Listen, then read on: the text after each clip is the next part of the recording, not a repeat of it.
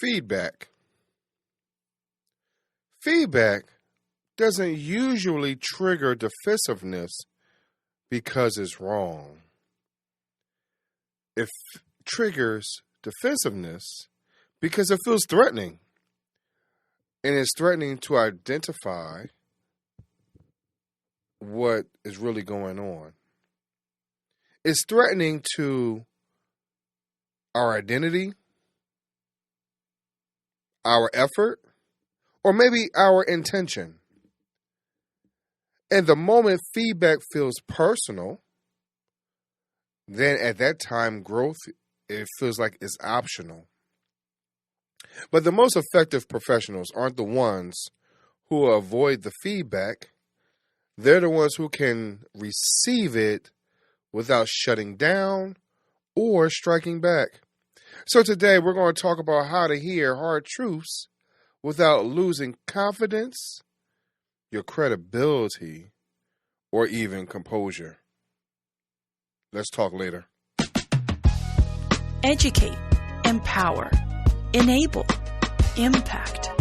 Thank you for tuning in to That Will Never Work, an award-winning podcast where we share inspiring information and personal experiences related to business and the entrepreneurial journey from those who are leaders in their respective field. Now, here's your host, author and business coach, Maurice. So, what kind of feedback immediately push you on the edge, and why? Well, for myself, when I would have my employee review, that would almost immediately put me on edge. Why? Why would it? Because a lot of times you don't want to hear where you are missing the mark. You think that you're doing a great job, and especially if you have a supervisor who is not giving you feedback throughout the year, and now all of a sudden you don't remember when you missed a phone call. You don't remember when you called out. You don't remember when you did not give the complete picture in a meeting. You don't remember when you might have missed a deadline or a timeline. And so sometimes in that, because we did not get the feedback when it was needed in the moment, now we're getting it all of it at once. I was getting it all at once. And so I was a little nervous, and it immediately put me on edge for getting that feedback. And so because of that, I had become defensive.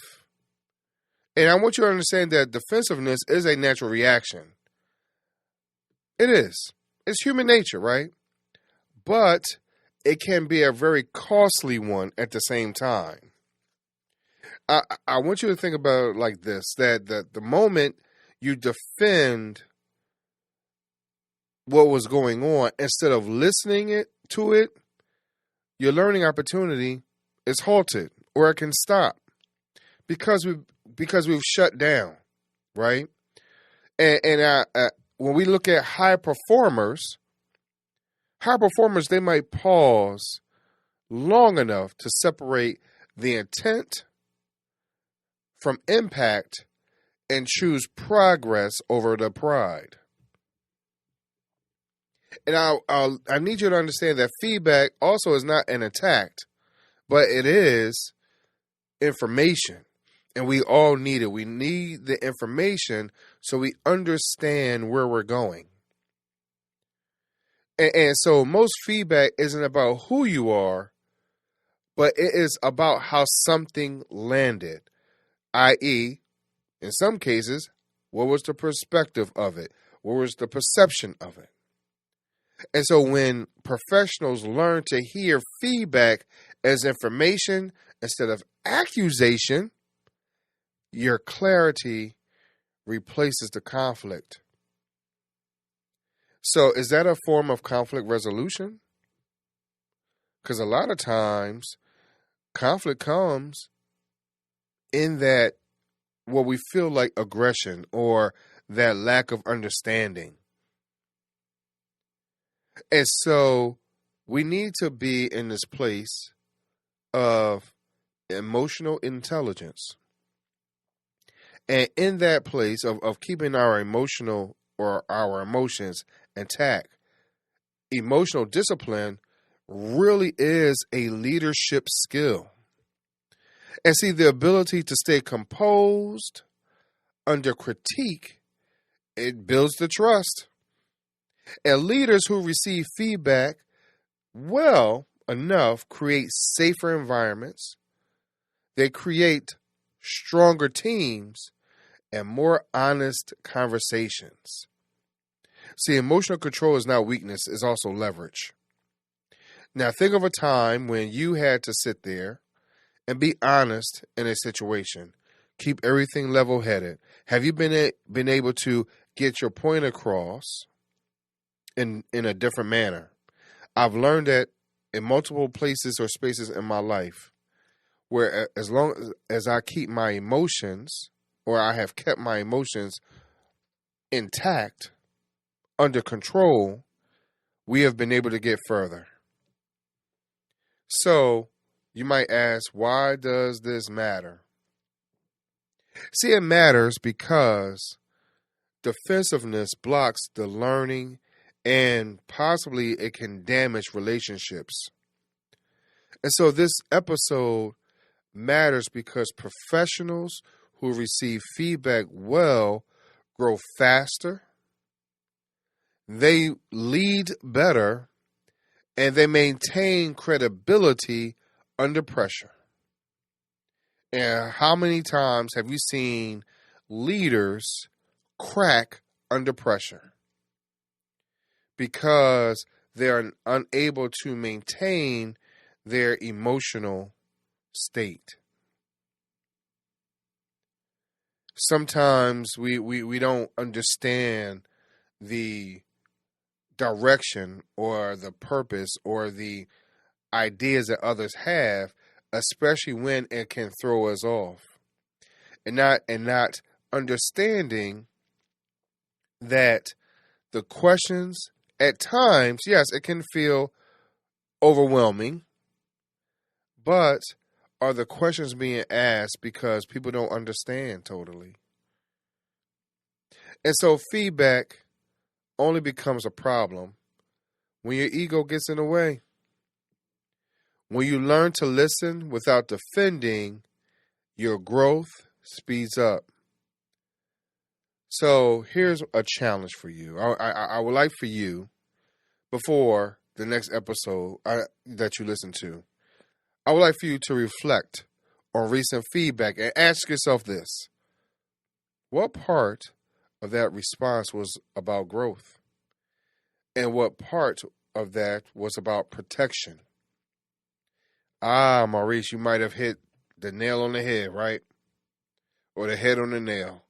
However the phrase goes. Because at times, we are really concerned about protecting who and where we are in the moment. And that can be misleading because